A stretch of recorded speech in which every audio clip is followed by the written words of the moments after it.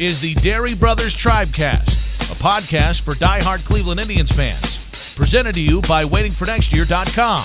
Now, here are the hosts, Matt and Todd Dery. Thanks for joining us, everybody. It is another week of the Dery Brothers Tribecast on waitingfornextyear.com. Brought to you by our friends at Groove Ride. Matt and Todd with you. Tribe had its struggles, to say the least, at times this weekend. Played some bad baseball in Oakland. We'll dive into that. We'll talk to Adam the Bull. Yes, the Bull from Bull and Fox. Afternoons 2 to 7 on Cleveland's best sports station. Cleveland's only sports station that really matters. 92.3 The Fan. And we'll get into some Roberto Perez talk. Why isn't Oscar Mercado here? Why are they bunting 5,000 times every game? Todd, it's just, it's a broken record. The offense stinks. Defensively, there were some gaffes over the weekend, which we'll get into. But here they are, still at 21-18. I know 4 back of Minnesota right now with some Nelson Cruz injury news. But, there were times this week watching them, Todd. It was rough. It's truly incredible that they are 21-18, with a -9 run differential. It seems like every time they get rolling and playing some decent baseball, they take a couple steps back. And like you said, it's on all sides of the ball. The hitting is obviously a serious problem, and that offense has to be dealt with. Sooner rather than later, especially the way the Twins are playing. But base running and defensively, they're also very, very sloppy, and that's not something that we're used to seeing out of a Terry Francona managed team. I mean, sure, last year we saw a lot of poor defense in the outfield, but that was essentially because you had some poor defenders out there, guys who were minus defenders. But with the Indians' offense the way it is, your margin for error being so slim, you can't be missing cutoff men. You can't be getting thrown out at third trying to steal twice in 1 week to make the third out at third. You can't be wasting outs by bunting 8,000 times. So, something different is going to have to change with this team. I mean, they could easily be a 500 club all year, but the Twins are 25-14 and playing great baseball. Their pitching's way better than anticipated, and the Indians can't sit here idly by and just say, "Oh yeah, the rest of the division sucks. We'll be fine. We'll figure it out." Because this year, that's not going to be the case. Saturday's loss, the 3-2 loss to the A's, really, chapped my behind a little bit, if you want to use that kind of language, and I could get a lot worse, Todd. But and you have. Well, it is fucking embarrassing. There you go. There you go. Dude. And let me tell you why. Number one, every run the A's scored on Saturday, Eric the actor's A's, by the way, was gift wrapped. First inning, José Ramírez boots a ball on a routine grounder off the bat of Marcus Semien. The second, and then an unearned run came around to score. The second run was a Little League home run by the backup catcher, Nick Hundley, because Jake Bauers just sailed the ball over everybody's head on a throw to third, in which he probably wasn't going to have a play. And that ball, by the way, he played it terribly off the wall. He didn't. He thought he was going to catch it. It was way high up the wall. He didn't play it off the wall, which he should have, which would have been a double at worst. So right. He made 2 bad plays on that. And then, the bottom of the 9th, or the walk-off, was it the 10th or the 9th? The 12th. The Chapman homer, yeah. When, no, I'm talking about Saturday. They bring the infield in. A.J. Cole got in a little bit of problems. He's one of the 10 relievers that we have in our bullpen. And the bullpen, by the way, has been great. People can say the bullpen's no good, and the bullpen's been great. Second best ERA in baseball, and that bullpen's been a rock. Right. Go ahead. And it doesn't get much help. So, they bring the infield in. The kid Laureano or whatever pops one into right field. Luplo comes in and for some odd reason sort of stops, stumbles, and the ball drops. I mean, that's bad baseball. Going on top of the fact that they bunted to play on the road for a tie in that game. And I know they tied it at 2, but please, there's no reason you can't be swinging the bat, whether it's Mike Freeman, I don't care who it is. And number 3, the José Ramírez at bats on Saturday when the Indians in a down 1, I think it was in the 7th or 8th, put the first 2 men on. Lindor singles, Freeman walks, and José Ramírez, your number 3 hitter, pops out to the shortstop. That's bad baseball. And I understand Jose's been struggling, and he's back being jumpy again at the plate, albeit he hit a couple of balls hard yesterday on the screws. But My gosh, I mean, that's just, you're going to bunt and move guys over. That's one thing to play for a tie. But then when your number 3 hitter's got to be moving a runner over. Has to be in that type of situation. And so there's just been too many of those types of spots offensively.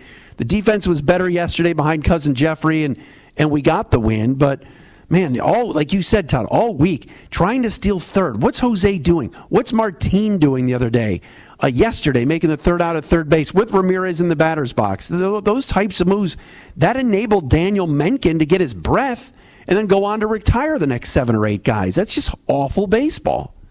Two on and 2 out for your number 3 hitter, who is obviously struggling, but, one of your better players.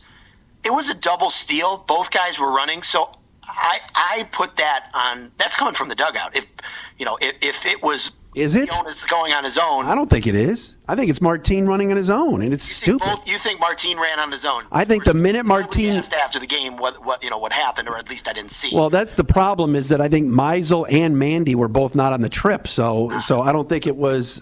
Those guys would have asked, but I thought both guys, Ramirez the other day against the White Sox and Martin against the A's. 100%, and I got to give Rick Manning a lot of credit on this one.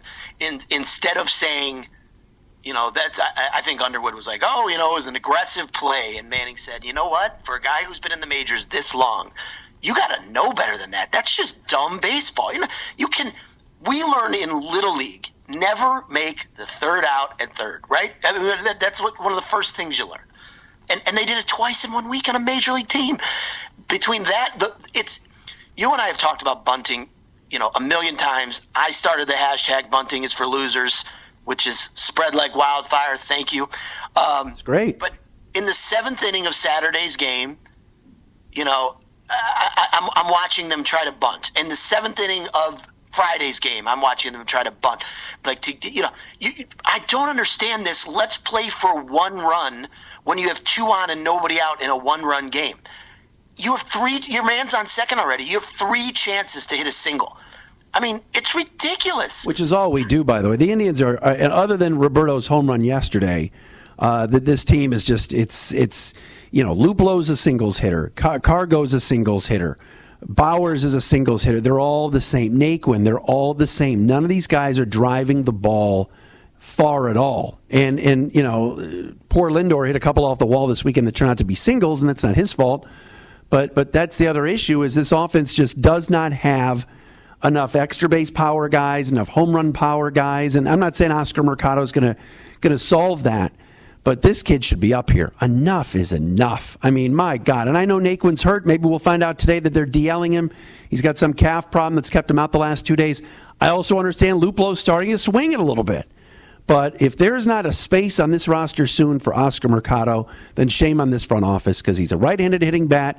This team struggles against lefties. We saw it all weekend long with the A's. All season. And we're going to see that John Means kid this week when the Orioles come to town, I believe Friday. He's been a really good lefty for Baltimore. Not that Baltimore's any good, but still, Oscar Mercado's got to be here, and rather quickly. You mentioned it yesterday. You were first on it, I believe. Mercado was not in the lineup for Columbus yesterday, and he's been playing every single day. So they weren't going to fly him all the way out to Oakland for 1 game. It wouldn't shock me one bit if, like you said, if Naquin's calf is a problem, he goes in the DL and you'll see Mercado. Mercado should be here with or without Naquin, to be honest with you. Right. I mean, if you look at the way the roster is, they're loaded with relievers. The relievers are doing a great job, but you don't need as many relievers as they have. No. When Naquin was down, you didn't have – all you had basically was Luplo, and that's it. They were carrying 5 outfielders before. They're basically not anymore. Right. Why is Tyler Olson on the team? He doesn't pitch, ever. He didn't pitch all weekend. So why is he here? Well, because he's out of options, and they want to have the second non-closing lefty, for 1 guy, which is fine. Listen, the guy who needs to go out of the bullpen right now is Neil Ramirez. He doesn't do it for me. But Mercado's got to get up here. It's long overdue. They need a shot in the arm of some sort. What I want to tell our listeners, and I get this on Twitter a lot, and I know you do, from people asking us, why isn't Mercado up? Why isn't Mercado up? Number one, it's not a money issue. I love Darryl Ryder. from 92.3 The Fan, but the other day he tweeted something like, "I got 2 words for you why Mercado's not up," and it was service time, ownership. Oh, whatever it please! was. I can't even remember what it was, but he basically was saying, "Oh no, his 2 words was service time." Yeah, that's what I said. It's just completely not true. No. Oscar Mercado is not Vlad Guerrero Jr. He's not Frankie Lindor. He's not a Super 2 type of prospect. Let's not forget, the Cardinals essentially handed him to the Indians last year for nothing because he was blocked. This isn't a super prospect, and nobody knew his name until this spring when he was great. So I don't want people to get too worked up like this guy's going to come up and immediately be great, because there's going to be an adjustment period. He might be great, but I don't want everybody to start freaking out and hoping he's, the second coming of Kenny Lofton, because we need to back up our expectations. But he's certainly somebody who could help. I mean, the offense is putrid all the way across the board, 1 through 9. You got Kipnis, who is barely hitting his weight, hitting second. You got J-Ram, who is beyond ice cold for almost a full year, hitting third. Things have gotten so bad that when Kipnis took the day off, was it yesterday? Yesterday. Second? Is that correct? Yes. Yesterday. And he did a nice job, to be honest. And as you said, he's been putting together better at-bats than Kipnis has. He has. I mean, this is Mike Freeman, a career journeyman, and a guy that, had a cup of coffee with the Cubs years ago. It just... We're going to talk to Adam the Bull in a second and get his thoughts on everything from 92.3 The Fan, and Todd's got to tell us about Groove Ride, but...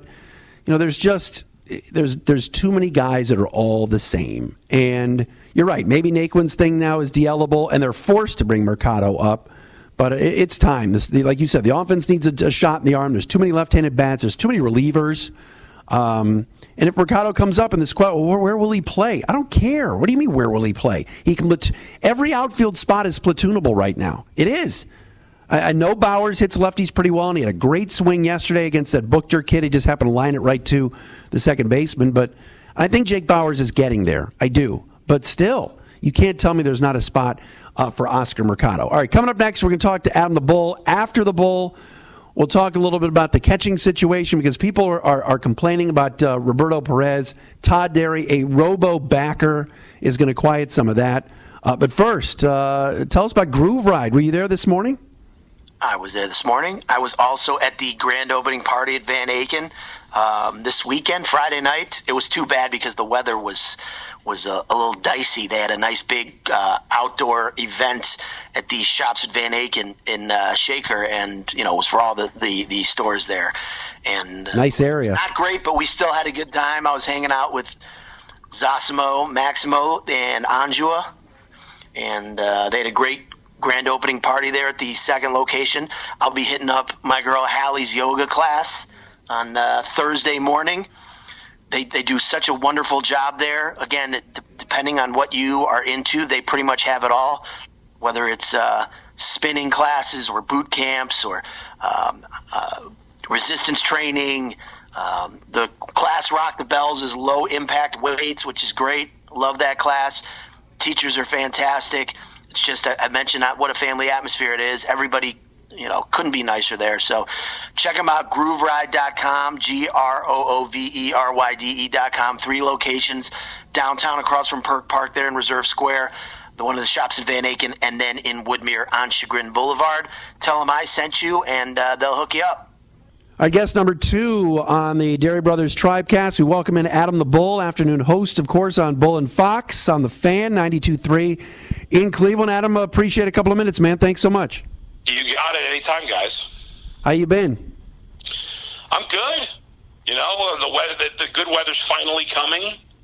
It's frustrating in Cleveland, right? Like, Cleveland's got the best summer, and the best fall. And the winter stinks, but the winter stinks everywhere. But the month that drives me nuts is May. Because in April, you get 50 degrees. You're like, 50 degrees, it's awesome.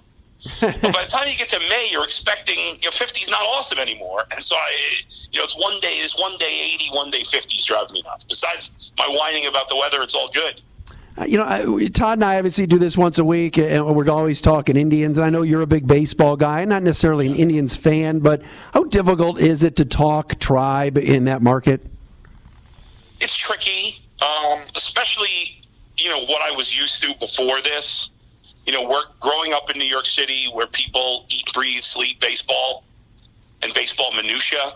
When I was working for 4 years on the Fan in New York before moving to Cleveland, I often worked nights and weekends. A lot of times we would carry the Mets games, and I would come on after the Met game, and I'd be breaking down bullpen changes and, pinch hitting appearances. Was it the right move here? Blah, blah.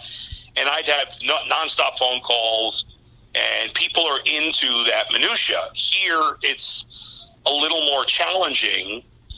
There's not as much of a baseball culture, obviously, and so it's a little harder to get into the nuts and bolts. I think some of that is just radio in general. Maybe if I were working in New York now, it wouldn't be as much because obviously it's been 8 years since I worked regularly in New York. But so I miss some of that, minutia of baseball that me and guys like you and baseball nerds like to get into. I was just going to say the same thing. Guys like yourself, Matt, and I, we're baseball first guys, and I think it's a dying breed. I mean, I don't know how old you are, but I think we're in the same age group. I'm 43, okay? And I consider myself basically still on the younger side of baseball fans. And the majority of my good friends aren't baseball guys. They're now going into next year with a bunch of these rule changes, and they've been talking a lot about, trying to pick up the pace and grab that younger fan. Do you think any of this is going to work, or what do you see as something potentially that could work that Major League Baseball has not come up with yet? I think most of these things will not work. I think you're right. I mean, I'm 47, and I feel like our 40-year-olds were like kind of the last diehard generation of baseball. Not that there aren't, 30 and 20 and kids that are into it. I'm trying to turn my son into a baseball lover. We'll see if it works. But I do think baseball has done a bad job for years. I believe they finally, in recent years, started to do a better job of getting in the communities, getting in big cities in America, and encouraging people of all walks of life to play baseball. Baseball in recent decades has become really just rural America and Latin America, which is great, but the city game that's where it's really been hurt in a lot of cities. I think that's affected attendance, and I think it's affected people playing the game. I think baseball's finally starting to do a better job with that. I just recently heard that the amount of black players in the minors is finally gone up for the first time in a long time. And I think that's great for the game. You want people of all races, religions, walks of life, whatever it may be. You want everybody to be interested, and you got to get at people. If you have more types of people playing baseball, then you'll have more people into baseball. Dery Brothers Tribecast, Matt and Todd with Adam the Bull and the Fox, of course, each and every afternoon on 92.3 The Fan for Afternoon Drive. All right, so you look at this Indians team. It was an interesting week again. Salvaged one against the A's over the weekend. What are you seeing with this 21-18 Tito Francona-led outfit?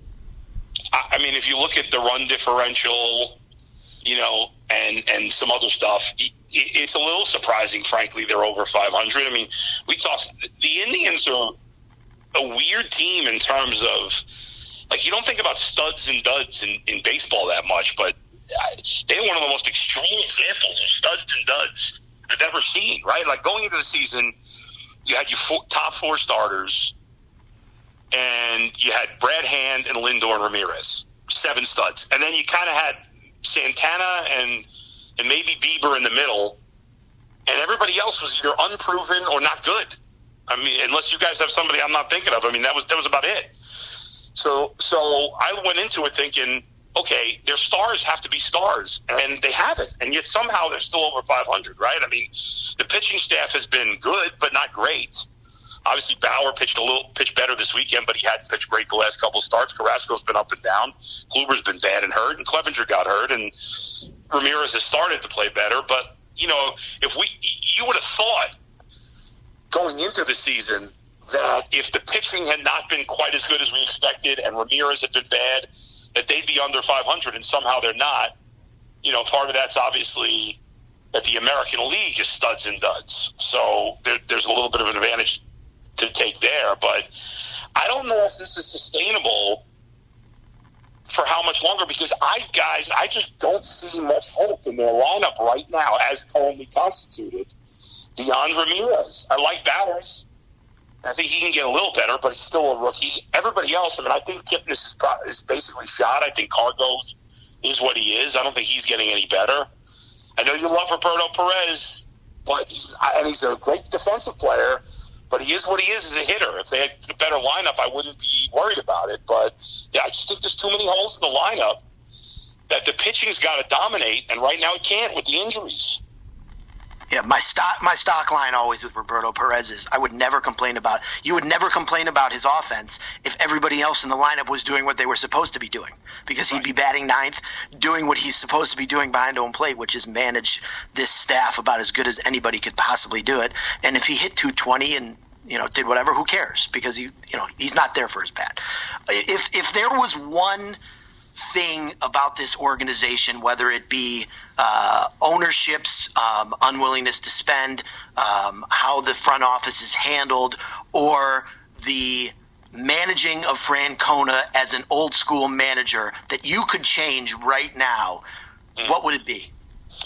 Well, there's a little of all those things, but if it had to be one, then it would definitely be ownership spending more money. I obviously, I've been a little critical of the front office lately because I think they missed an opportunity, guys that, to get a Tommy Pham or a Domingo Santana, or even to a lesser degree a Derek Dietrich. There were some guys that, and that one's pushing it maybe a little, but the first two were guys I was talking about a lot last year, and they both were traded for relatively nothing, especially Santana. And I think the management dropped the ball a little on that, and obviously I'm with you on Francona. There's too much with the sack. The sack bunting drives me nuts with Francona. But there's so much more positive than negative with Francona that I don't mind. Same thing with the front office. Front office is great, even with some recent flaws. But ownership, which I give them credit, they stay, unlike Dan Gilbert and unlike Jimmy Haslam in the past, they stay out of the way. They hire good people and let them do their job. I think that's great. But it was a disgrace cutting the payroll in the middle of their run. If the run was over, if Lindor was gone, if Bauer was gone, and they were rebuilding, then okay, I get it.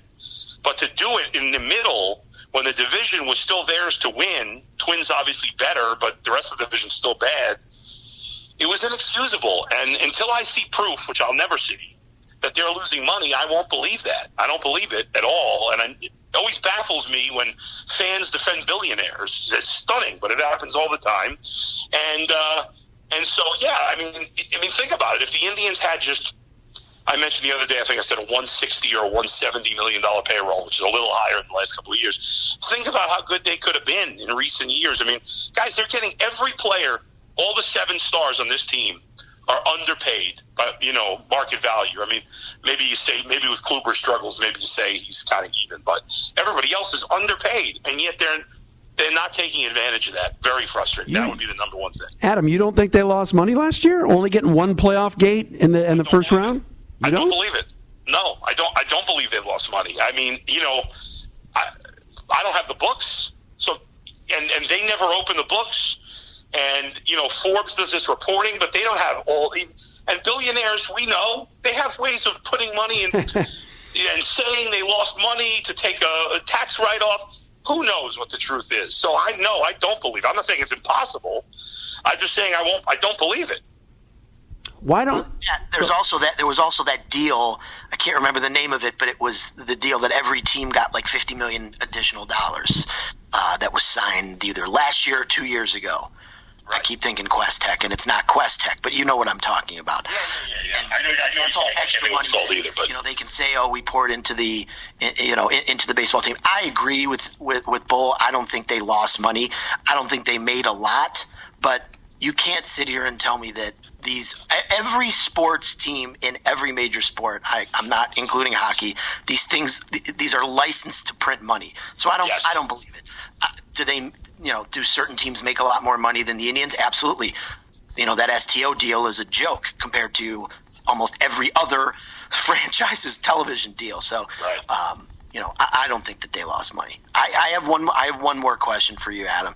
Yeah. So you being and you and I have discussed this, but you being a Cubs fan your whole life and having to do 5 hours a day during the World Series when it was your favorite team against the team that you are supposed to be rooting for locally in the World Series, then your team wins, and then you have to take calls the next day and go in and probably, I would imagine, top 5 moment of your life and have to listen to people like me complain about it. That must have been an unbelievably hard experience for you. Yeah, I mean that was a really challenging couple of weeks. There's no doubt. It was I'm not a rub it. Obviously, if the Cubs had lost, people would have rubbed it into me. I certainly didn't do that when the Cubs won. That's not my style. I don't even do that with my friends. That's just kind of not my way. But it was tough, especially because Dustin was like having fun, kind of egging me on about it and giving me a hard time. And I certainly thought the Indians were going to win the series when they were up 3-1. Although once it went to 3-2, I thought the Cubs were going to win once they got out of Wrigley. But yeah, I mean that was yes. I mean when the Cubs won, I was obviously in my house. I woke up my son to watch it. I'm crying. I'm emotional. And in the same vein, I did feel bad for everybody here. Like I didn't want the Cubs to play the Indians. I wanted the Indians to win one and the Cubs to win one. So. It was great for me personally, but it also wasn't always fun. It was not a ton of fun being on the air those 2 weeks. And that stinks because I had so much fun being on the air when the Indians were making the run to the World Series, and a lot of fun on the air, obviously, with the Cavs and them winning the championship. And it would have been, obviously, if the Indians were playing any other team, I would have been rooting hard for them. So it kind of stunk, but for me personally, obviously, it was exciting. I don't have to tell you how excited. Wait until you see. You haven't been here yet when the Browns have been at all, and at any sort of decent. I mean, I've been with my wife since 1994, and she's never seen the Browns good. My children have never seen the Browns good. If you think you thought it was crazy when the Indians were in the World Series, just. I know you get a little bit of taste of it because all you do and all you can do is talk Browns, but it's going to be pretty crazy if the Browns ever get good this year. So that should be exciting. Something. I am excited about it, and I'll be rooting for them to do well. It is, we've been beating up the team for so many years, deservedly so. And, that has actually led to some, I think, good radio and some fun moments of just me losing my mind about how how bad the Browns are.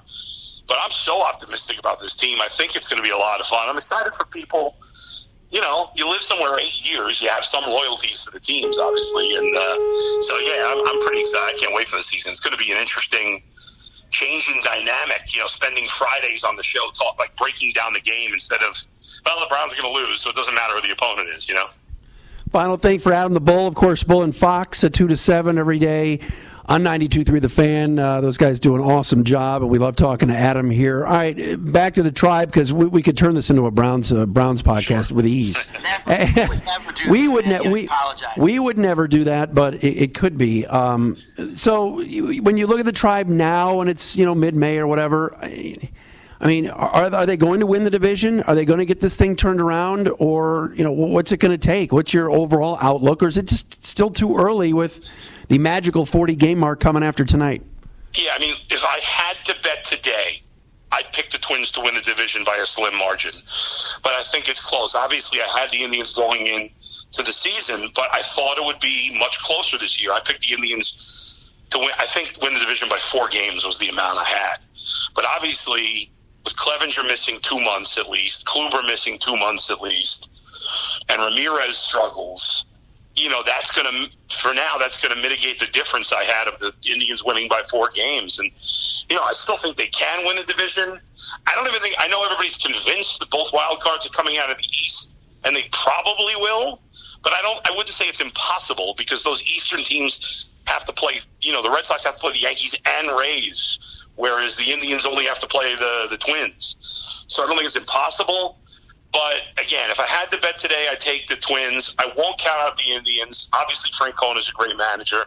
And the front office has shown that they have made some key moves at the trade deadline So I think that's possible. I just don't know how much money they have to spend, and they, at the moment, have a couple of holes, obviously. But I'd like to see, I said on Friday on the show, why don't they just call up Bobby Bradley and Oscar Mercado right now? They're both on the 40-man. Yeah. They're both in AAA. Sure. What do you got to lose?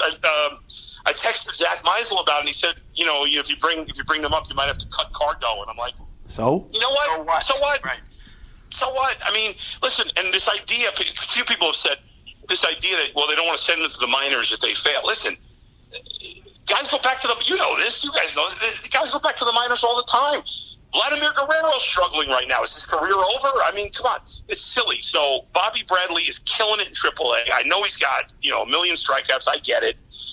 And, Mercado's not, I know everybody's excited. He's not a top prospect. I get that too. But they're both killing it in AAA. The lineup's been terrible. I don't think you have much to lose. I think you got a lot more to gain potentially than you have to lose by not bringing them up. I think we're in lockstep with you, brother. Always a pleasure hearing your voice, and love that you came on with us. Thanks so much. Thanks, guys. Anytime. Adam the Bull and Fox, 2 to 7 each and every day on 92.3 The Fan afternoon drive. Giving us a couple minutes here on the Dery Brothers Tribecast. Todd, a lot of fun getting in touch with Adam. He's a fellow seam head. Lord Baseball, as Ken Carman likes to call him. Yes, he loves baseball like we do, and as I said when we interviewed him, guys like us, we're a dying breed. It's sad but true about the sport of baseball. And we're 39 games into the season, and yes, the Sparky Anderson magical 40-game mark comes tonight when Carlos Carrasco toes the slab on the south side against the White Sox. And if the Indians can win and go 22-18 in their first 40, but I still don't have a handle on this team, and that's I don't know if that's a good thing or a bad thing. We know this: 27th out of 30 teams in scoring runs. That can't continue. No. By the way, Shane Bieber's pitching tonight. Carrasco. Oh, that's right. Carrasco's tomorrow afternoon. And then, so think about this about the offense while we got the pitching matchups here. So you're talking about Reynaldo Lopez, Banuelos tomorrow afternoon, and then Thursday, Friday, Saturday, Sunday, they'll play the Orioles, who are god-awful, and you'll see Dylan Bundy, John Means, Hess, I don't even know his first name, and Andrew Kashner on Sunday, who actually hasn't been all that bad this year when I've watched him, but he's garbage. He's right. Andrew Kashner is one of my least favorite players in all of baseball. As overrated and overhyped as anybody for years, after one very decent year in San Diego when I had him on my fantasy team, and that's been about it. That year, by the way. Yeah, so if they can't get some run, if they can't score some runs this week, and maybe it'll be cold again in Chicago, who knows? But there's no weather excuses this past weekend, and I know Oakland's the big ballpark, and the A's always seem to pitch, but they avoided Brett Anderson, who's had their number in the past, and Mike Fiers, who's really had their number in the past and was fresh off a no-hitter. So there should be no excuses why you only scored 10 runs all weekend. Well, you look at the schedule going forward. Well, first of all, the Indians had lost 9 out of 10 in Oakland leading up to yesterday's win. So they never play well there, regardless of how well they're playing. This week, you have 2 of the worst teams in baseball in the White Sox for 2 and Baltimore coming to Cleveland for 4. The White Sox are 18-21, which is 4th worst in the American League, and Baltimore 14-26, worst team in the American League with a minus 75 run differential. That team is straight up garbage. Well, could you name 3 position players on that team, not name Trey Mancini? You probably can't. I can, only because I'm a fantasy nerd. So Dwight Smith Jr.? Ask, but right. But yeah, they still have Chris Davis, Jonathan VR, yes, and Dwight Smith in the outfield, who's on my fantasy team. He had a big day yesterday. He's having a very good season. Dwight Smith Jr., by the way. That team is straight up garbage. Their pitching staff's terrible. Nobody in that lineup should scare you. And with the White Sox, they've played well against the Indians, but in these 6 games, anything less than 4-2, and I would expect 5-1, I would hope. Anything less than 4-2 is a major disappointment. This is where you need to make hay against these bad teams, because the one thing we haven't really talked about, the Indians' schedule has been very soft so far this year. We haven't seen any of the big boys outside of the Twins. Well, who are the big boys? The American League is terrible. Well, you haven't seen Tampa, New York, or Boston. Okay. And you haven't seen any of the good teams. We played Seattle out west, but you haven't seen. We had the Houston. They played Houston twice or once. I can't even remember. Once. They played one series against Houston for 3 games. I wish we could play Houston now because Altuve's hurt.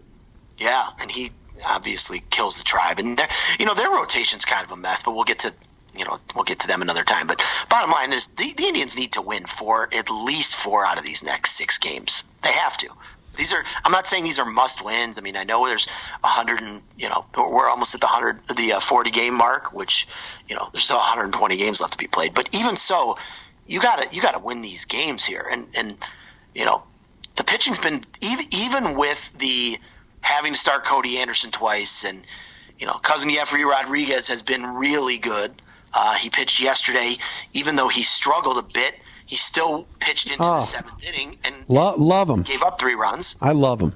I think he's fantastic. They talked yesterday on the broadcast, and I know you were at a little Mother's Day dinner last night, and weren't able to listen to Underwood and Manning opine about Rodriguez, but they were kind of talking about could he be a bullpen arm and a guy down the stretch or whatever that they move out there. He's stretched out right now, and he looks good. He really does. He really does. And, it would be nice to add him absolutely late in the season for another weapon. And then, that bullpen is just loaded. And then, James Karinchak was put on the DL. I can't remember what the injury was, but I know that yesterday he was put on the DL, so he'll be out for 10 days. But the Indians, you look up and they have a lot of intriguing bullpen arms, but it just comes down to getting this offense going. And speaking of the offense, one guy who is actually pulling his weight, despite the fact that everybody who is an uninformed Indians fan seems to think he totally stinks and shouldn't play, is Roberto Perez. Yesterday, the big 3-run homer to break the 2-2 tie.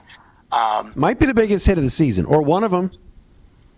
Oh, it's definitely up. I mean, we could argue about the Max Moroff game and Luplow, and the other day when they needed him to jumpstart the offense when they had lost the first 2 to the White Sox. That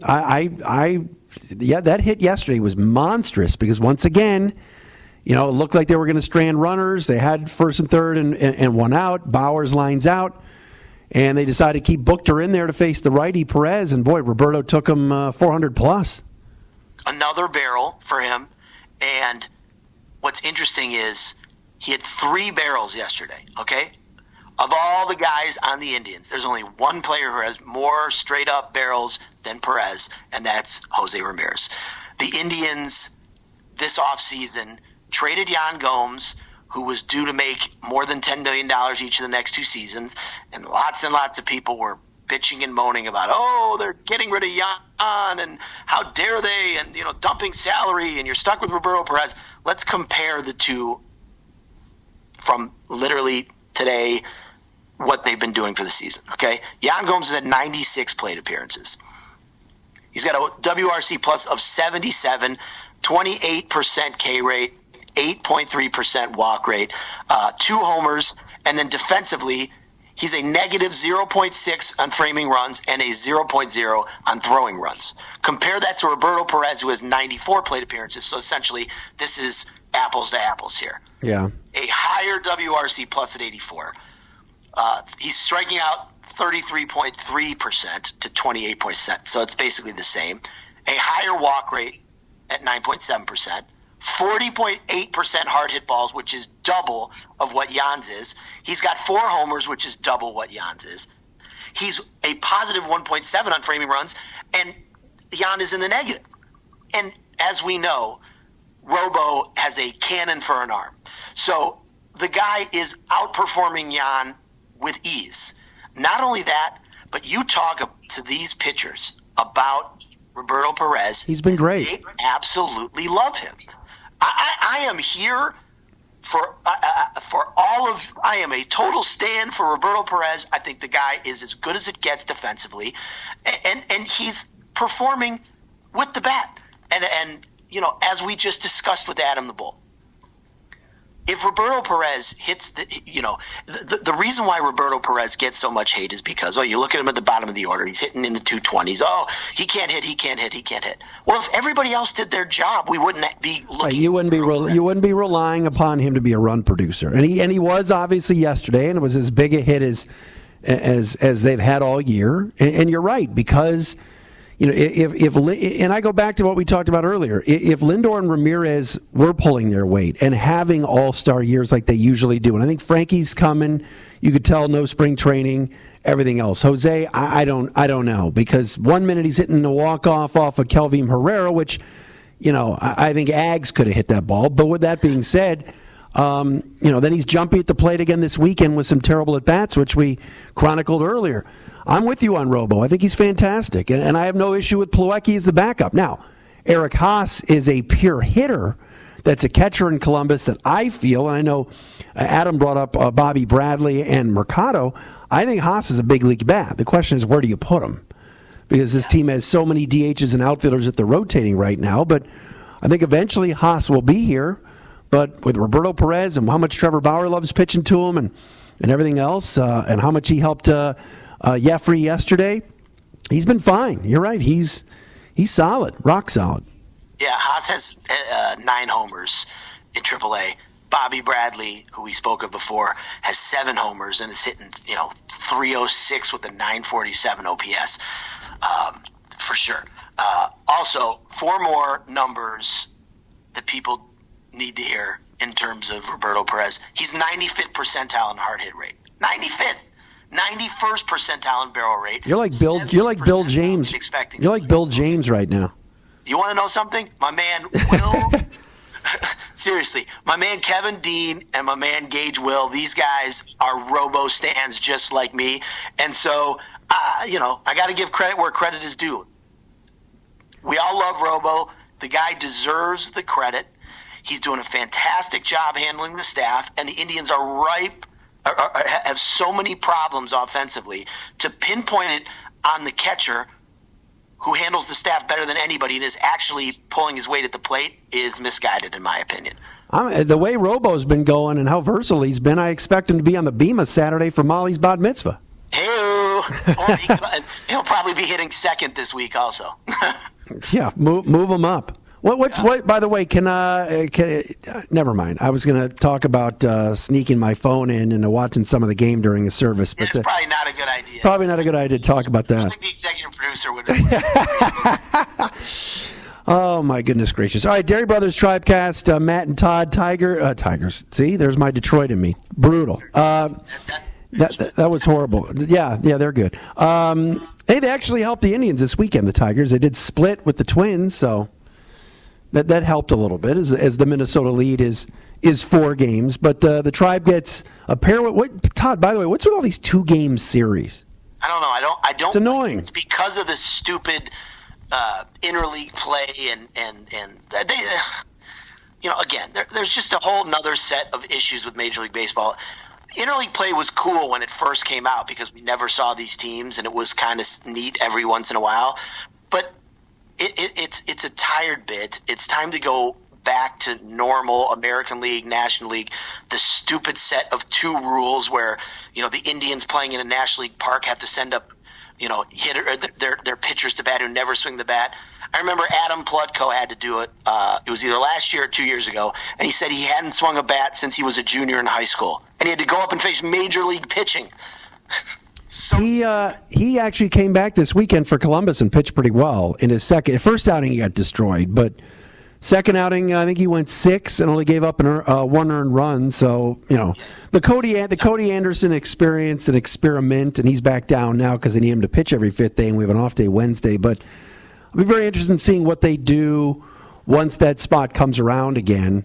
Zach Plesac, my guy, up from AA Akron now at the AAA level.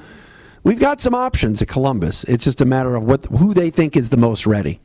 Zach Plesac made his first start this week for AAA Columbus. Went 6 innings, only gave up 4 hits and 0 runs, 7 Ks, no walks. Pretty good. And that is the nephew of Dan Plesac, the former reliever. He's the nephew. Okay. Yes. I didn't know. And now current Major League MLB Network analyst. By the way, I'm off MLB Network. I can't do Harold Reynolds anymore. I can't. I can't. I was a frequent watcher, but I can't do it. I love MLB Network, but I'm with you. When Harold's on, I can't. And you know what's crazy? He gets awards every year. He's always up for Sports Emmys. The guy's a clown. Totally. Although then again, Stephen A. Smith, one of the most, is probably the highest paid person at ESPN.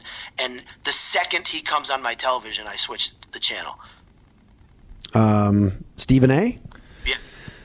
I take it for what it is. It's entertainment, you know. That's why SVP is so good, because Scott Van Pelt, although it's midnight and it's late, but God, is he good? And he does sports, but it's genuine. It's genuine stuff.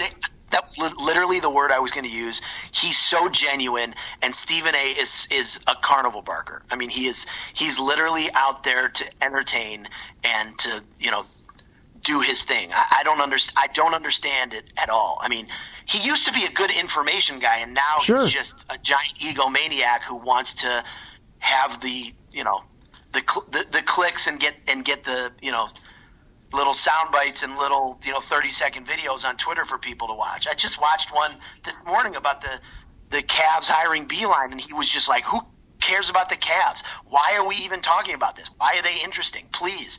And it was like he just, please, he's the worst.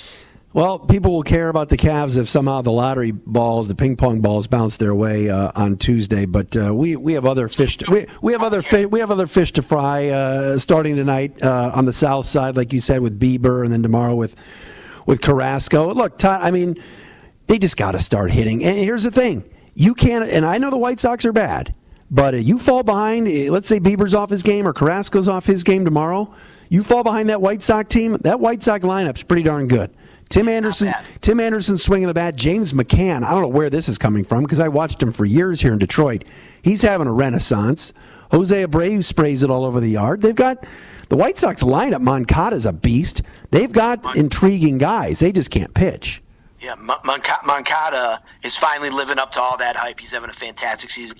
And, you know, Lurie Garcia's having a great year for them, too. They do have some nice young hitting. They have they have the worst bullpen manager in baseball in Rick Renteria, who single-handedly helped hand the Indians a game last week. I've seen it many times. Nobody loves going righty-lefty like this since Grover back in the 90s. Oh, man, that's slow straw. I love when Coop comes out to the mound, too. I know you love that. I do love Coop. Don Cooper, pitching coach to the Stars. All right, dude. Hopefully a better week of baseball. Hopefully just better baseball. And like you said, especially this weekend. You split with the White Sox, but then if you can't sweep or take 3 out of 4 from Baltimore at home, especially with Boston and Tampa coming up on the schedule, you've got to find a way to win some games this week and just start hitting the ball. I mean, it's just it's a struggle to watch this team, especially with runners on base. And I know Underwood loves it. Start of the year, this team was money with, you know, just one. Even yesterday, Santana hits that ball off the wall and only 1 run scored, and then it was a sac fly. That should have been 4 or 5-0 against Daniel Mengen, you know? And you know, the way this manager loves giving up free outs with bunts, you know, that's another strike against them. So let's hope they get healthy and find their groove here against these, you know, arguably the 2 worst pitching staffs in the American League. All right, that'll do it for us. For Matt and Todd, another edition of the Dery Brothers Tribecast. Thanks for listening. We're brought to you by Groove Ride, and you can find us at waitingfornextyear.com and all over social media. Todd, we'll do it again next week. Sounds good.